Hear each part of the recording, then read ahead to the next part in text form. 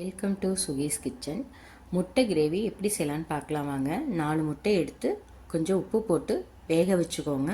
வெந்ததும் அதை எடுத்து ஆற வச்சு உரித்து வச்சுக்கோங்க. கடாய் வச்சுக்கோங்க. கடாயில் எண்ணெய் ஊற்றி 1/4 டீஸ்பூன் சோம்புத்தூள், 1/4 டீஸ்பூன் மஞ்சள்தூள், உப்புத்தூள் எல்லாம் போட்டு மிளகாய்த்தூள் 4ம் போட்டு நல்லா இது பண்ணி அந்த முட்டையை லேசாக கீறி வச்சு அதில் போட்டு நல்லா பெரட்டி விடுங்க. ஒரு 5 நிமிஷம் அந்த இதுலேயே இந்த முட்டை வந்து இதாகட்டும். அதை ஒரு பிளேட்டுக்கு மாற்றி வச்சுருங்க.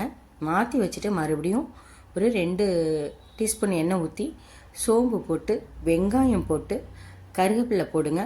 போட்டு நல்லா தாளித்து விடுங்க. தாளித்து விட்டதுக்கப்புறம் கொஞ்சோண்டு தேங்காய், கசகசா கொஞ்சம், மஞ்சத்தூள் கொஞ்சம் போட்டு நான் அரைச்சி வச்சுருக்கேன் ஒரு கிரேவி. அதை வந்து இதோட சேர்த்துக்கோங்க.